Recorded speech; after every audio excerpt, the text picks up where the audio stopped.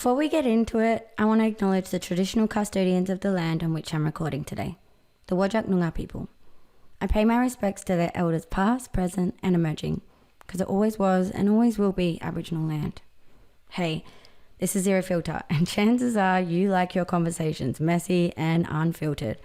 I'm Faye, and every week I'll be tackling everything from relationships and politics to sex work and personal growth. This is where the messy, uncomfortable, and hilarious collide.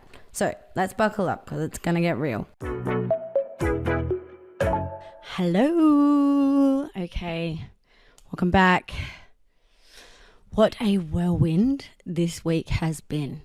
Like, I can't explain the level of fuckery that has gone on, like, in my world, and it's just been silly stuff. Like, I bought this new computer because my laptop died. I bought the wrong one, and then I had to give it back to the guy and then buy another one, and then I realized that was the wrong one. So then the one that I wanted, she was like, yep, and I was like, I'm just gonna make this one work.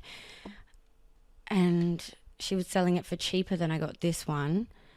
Anyway, finally got it. Tried to upload certain apps that I wanted and they aren't going to work on this computer. Anyway, I've made it work. I've gone out, I've gotten a webcam, and then I realized I got home and I plugged it in and realized I could use my phone on photo booth. So that's what I'm using, and then I'm using CapCut to record this for you guys. Now, I did get some feedback last time on last week's episode that I move around a lot, and so I was kind of doing these ones.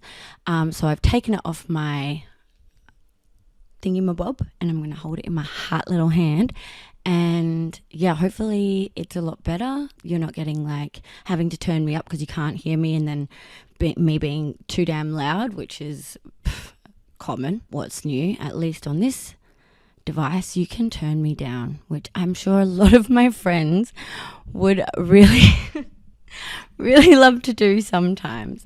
I mean, unless I go nonverbal, which happens quite often. After a big night, I'll just stop talking and then I'll be like, and that means change the song. Anyway, enough about me. Today's podcast is a little bit heavy, but if you do follow me on Instagram, it is Faye Luna Faye. I have been sharing, and I'm sure that you've seen a lot, is the domestic violence and the femicide in Australia and how much of that is happening and what's going on. And so I wanted to delve a little bit deeper into the statistics, into how we can help, how we can show up as humans. And of course, when I'm going to be talking about this, it is going to be triggering. It is going to be a little bit, how you going? But I do want to remind you that I will be speaking about women and men. And I do acknowledge that there is non-binary and transgender folk that are out there and that are being affected by this. So please, please, please, please know that you are in my heart, and me being gender specific is only because of the research that I've done that is very male and women and children dominated. So in saying that, I just want you to know that I love you and I hear you and I see you. So yeah, I also want to include that this is going out to men as well. Like, I want you to know, and I know that this might irk a lot of people, but men are killing men. Men are hurting men. Like, this is an outrage. Like, it's mind-boggling, because it's like men are killing men, men are killing women, men are killing children, men are killing each other, men are killing themselves. And I think this is what we need to look at. Like, the bigger picture is that we as a society need to change this and need to look at why this is happening, because we can't just be accepting. And the fact is, it's like, it has gotten worse. In the last 10 years, this has gone up by 48%. Like, 48%. That's insane. So I'm going to break down the surge in this femicide figures like Andrew Tate and how the rise of this toxic masculinity online is really detrimental to young men, and also why and how this starts in childhood. Because before a man ever raises his hand to someone else, there's usually a long line of where he has been assaulted in his childhood. And if you listened to my podcast last week, all about the mother wound and everything like that, you've got to take into consideration like how we were raised shapes us. And if we had gone through trauma as a child, then how do we know how to be anything different when we are put in those circumstances? So yeah, as I said, this is going to be confronting. It's going to be hopefully enlightening, but it's probably going to make you feel uncomfortable. But we should, because when women and children are dying at an alarming rate in Australia specifically, we need to feel uncomfortable, because if you don't feel uncomfortable, nothing changes. I also want to acknowledge that this is deeply personal for a lot of people. I mean, 1 in 2 women are assaulted in Australia.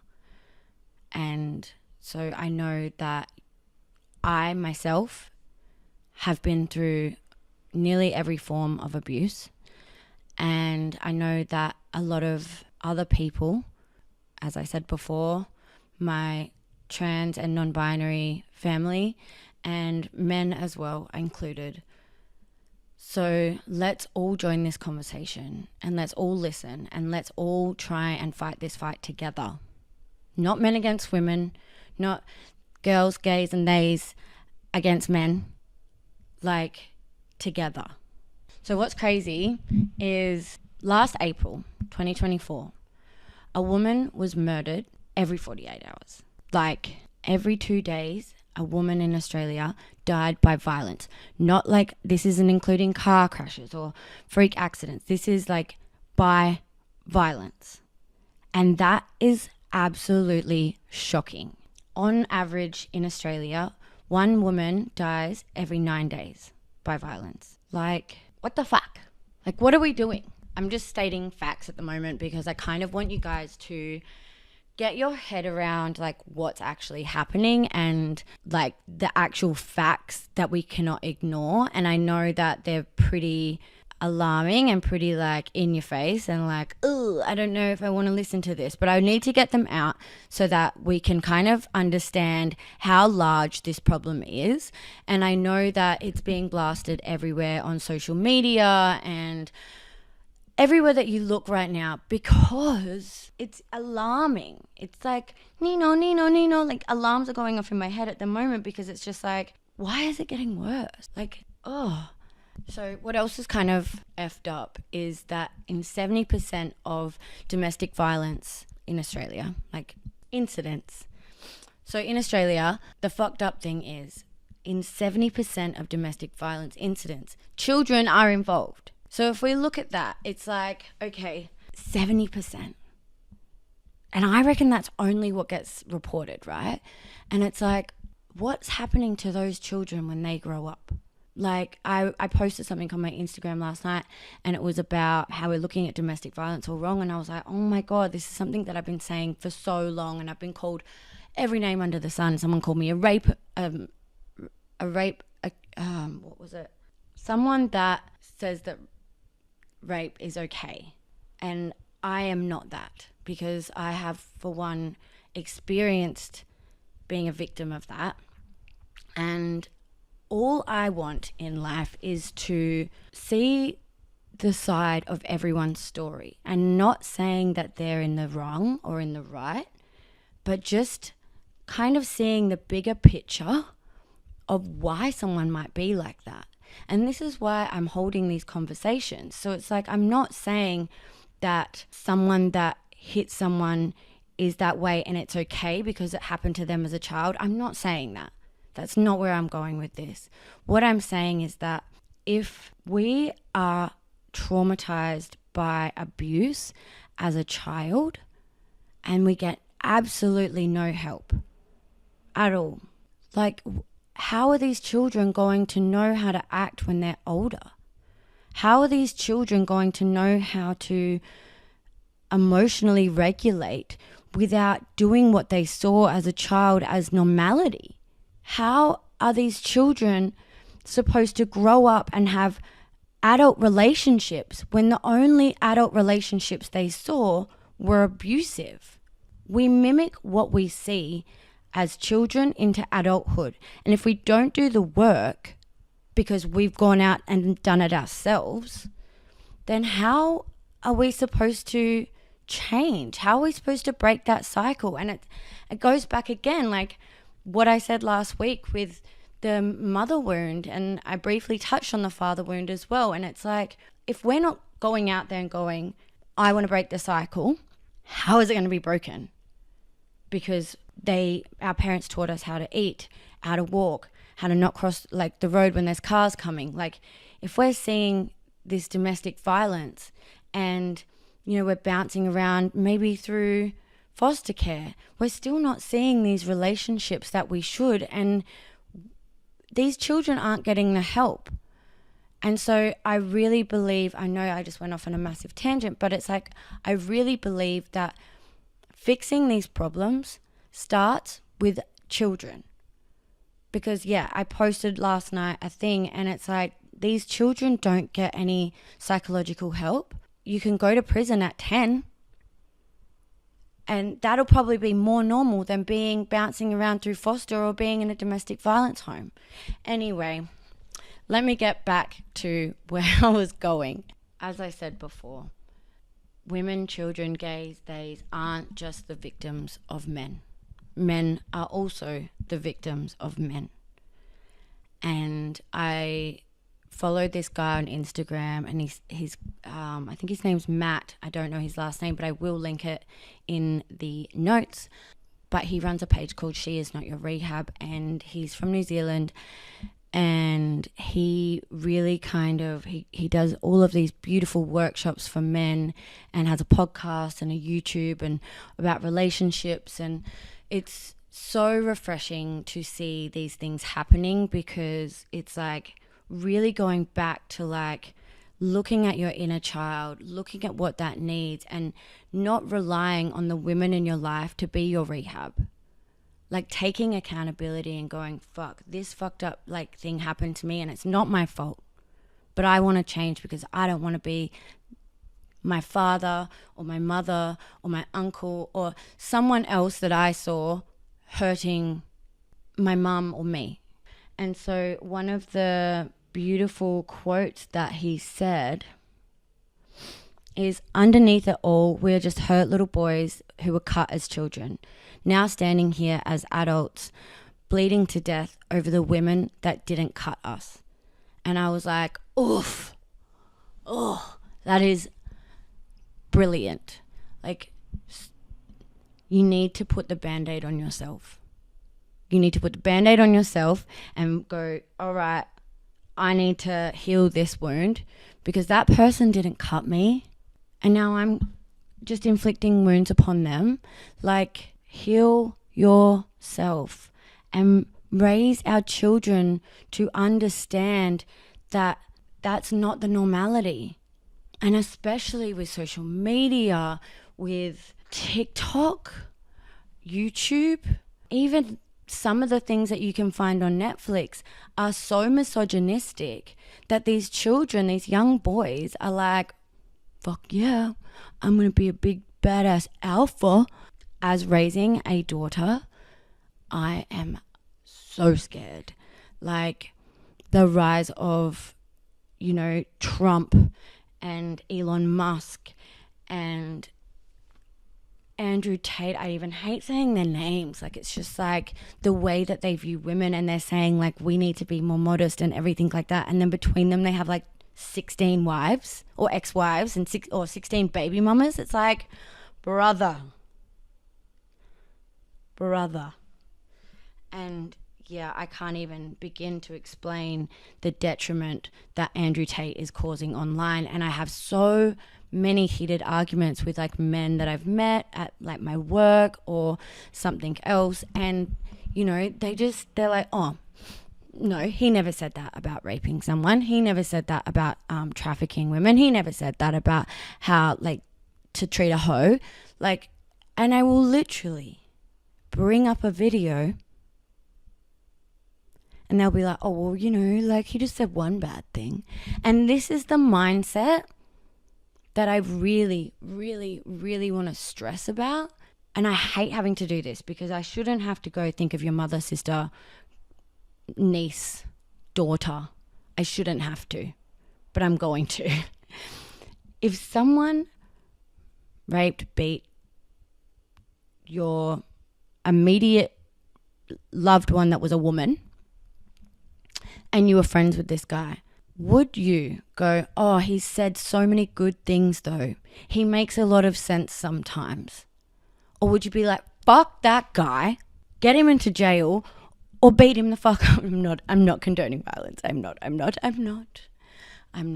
But I'm in the mind of a man who, you know, like, why are you dismissing Andrew Tate because he says a few good words? But if he did that to one of your loved ones, would you still say the same thing? Or would you be like, no, fuck that guy? Like, I shouldn't have to spell it out for you to understand how much this affects us. And then you've got to remember, a lot of you guys have been assaulted. And usually you'll be like, I hate that guy, I'm never talking to him again. I really, really struggle to understand how you then find it so hard to put it into context with women. And I'm not having a go. I'm just purely confused to how men struggle to speak up or get angry about this. And I'd love if you actually sent me in some questions or would like to have a conversation about this, and I'd love to respond in video form. But yeah, I just want you guys to look within yourselves and go, what happened to me as a child? Write it down and go, okay, there's a little boy inside me that's super hurt because I saw my mum or my sister or myself get beaten up, and it's still a wound. It's still bleeding. What can you do to fix that within yourself so you know you're not being one of those guys? Or you know that that's never going to come out, because trauma is like a piece of smashed glass, right? You can pick up the big bits, but there's still the little bits that are going to get stuck in your foot and start to bleed. And I've said this, and it's one of my favorite, I want to say aneurysms, analogies. Always, you never stop working on yourself. You're never fully healed. You're not. And I really, really want men to look within themselves and look at their friends around them, because how many things do you not tell your boyfriend, girlfriend, family that you're going on within yourself? Like, no one really knows each other. You only really know yourself. People hide behind masks every single day, and no one truly knows the extent of what's going on in their mind. And if we look at male suicides, I've lost so many male friends and a partner to suicide. And as much as we think that we know them, it still shocks us. Yes, they might have been upset or something might have happened, but we never think that it's going to be that extent, right? And so it's just a reminder of, you don't know what's truly inside someone. So yes, your mate might be a good dude, but you don't know what's going inside his head and how he is behind closed doors. And I don't know what happened to you as a kid, but I know that the statistics are so large in Australia of domestic violence. And that's only what gets reported. And I think that we need to really step back and process what's going on inside of us so we don't become the statistic of hurting someone or being hurt again. So I did some research, and 80%, this is so wild. So what I was just talking about, but 80% of people that were assaulted or abused as children will reoffend. In some way or another, they will reoffend. And that's alarming, right? 80% of people that were abused as children. And that also goes with pedophiles. I watched this documentary once and it was all about pedophiles in jail. And yeah, it was like 80% or even maybe larger had been sexually assaulted as children. Like, are you seeing the pattern here? Like, it's alarming. And when I first started talking about my sexual assault online, and I know this was supposed to be about domestic violence, but I mean, violence can come in so many forms. But anyway, when I first started talking about it, a lot of people that reached out to me were men. And I just really, it was shocking. And I think that's why I kind of delved down the rabbit hole of men's mental health and domestic violence and the synchronicities. I wouldn't maybe call it that, but like, you know, the patterns between all of these different abuse cycles and how they all link back to childhood. Like, I was lucky I started seeing a psych when I was like 12 because I had a very traumatic upbringing. But I also then went on a massive journey from like 25 onwards spiritually, and that was the most amazing thing that could possibly happen. It opened my mind up to all of these ways of thinking and ways of viewing humans, and I just really, really, I have such high hopes for humanity, and at the moment it's a bit scary, as you can see. And there's so much talk about toxic positivity, and I even, like, obviously starting a podcast, I started listening to a few podcasts, and I clicked on one, and he was like, you know, there's just people that need more positivity in their life, and there's just so much fucking negativity. And I was like, how about we accept all the emotions in our body? Because another reason that this is happening is suppression, pushing it down, not worrying about it, going, oh, we're happy, la, la, la, la, la. Not good. We need to accept that happy, sad, angry are all on the same level, but everyone puts happy on a pedestal, but it's not. Every emotion is valid, and we need to feel all of them rationally. Like, not, like, we need to have good emotional stability and, what's the word? Oh, God, this is going to annoy me. Regulation.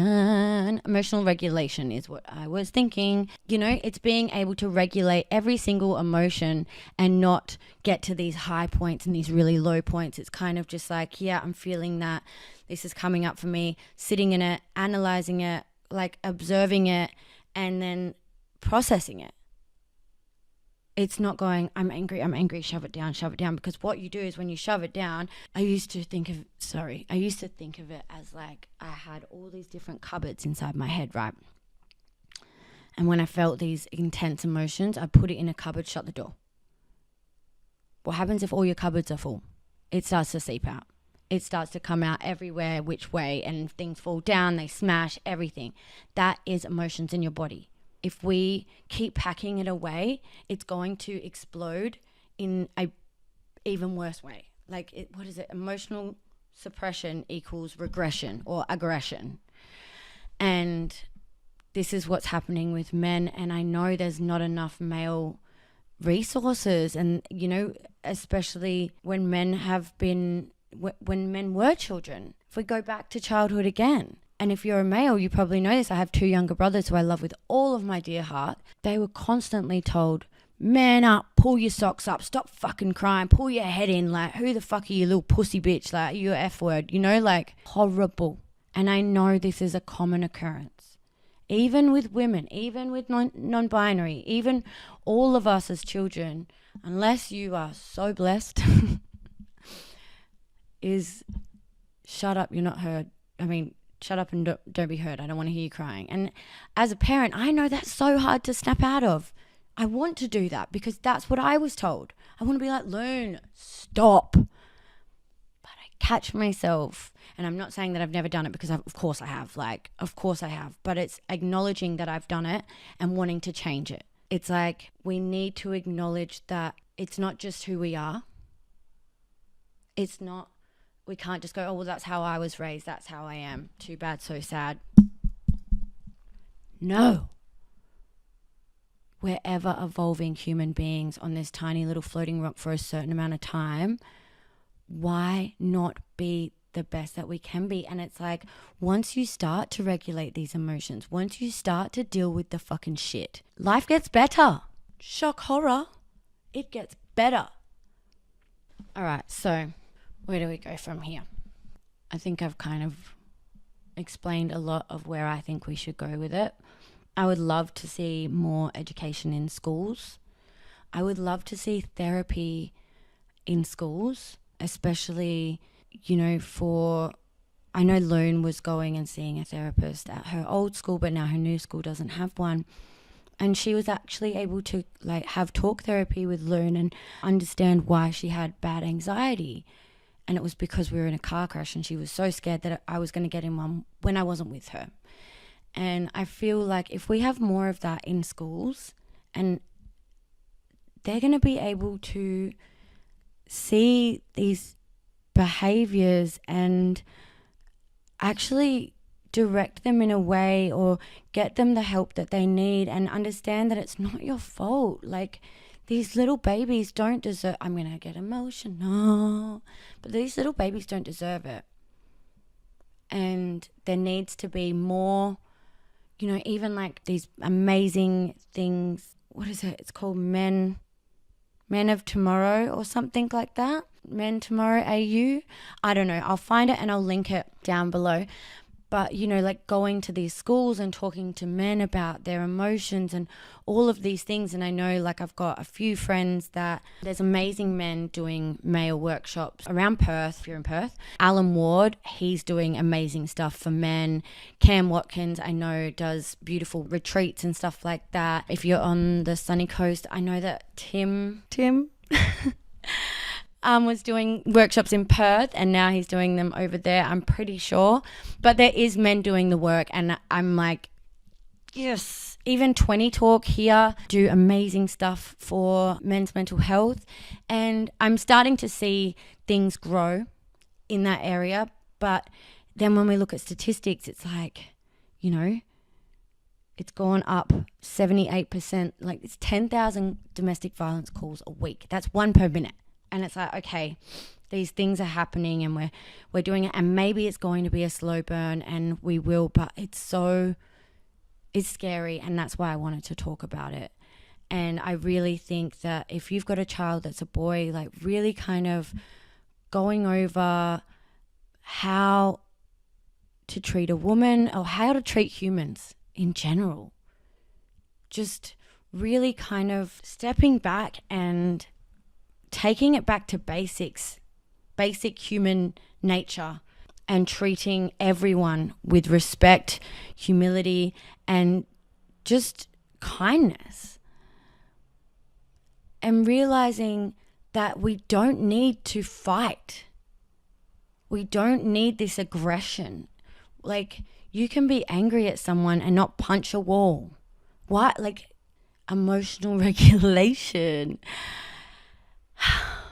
Also, I really just want to say thank you for everyone for taking the time to listen to this. And if you're a cis hetero man and something triggered something inside you, I think that every trigger is a lesson. A trigger is a teacher. And it's really kind of being self-aware and looking at why that's triggering for you and in which way. And if you have been a victim, then I hear you and I see you. To my girls, gays and theys, I see you and I hear you and you're not alone. And I just really hope that this hits somewhere for someone and changes their perspective. And, we really start seeing that we can all be together on this. And we make a change, as corny as that sounds, but you don't need to stay silent. This isn't something that is just going to get better without you. This needs all of us.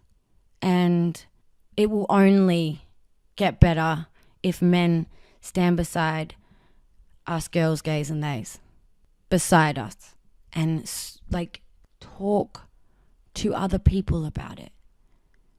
use your voice, use your platform, use your workspace, use whatever tools that you have to talk about this, because the more it gets talked about, and this is why I'm doing this goddamn thing, I will use whatever platform I have to get things that I feel so passionate about out to the world, because things need to change. And I'll leave you on that. I'm going to link some help lines down below for men, women, gays, theys. Let's all look after ourselves so we can look after the future generation, so the future generation looks after the future generation.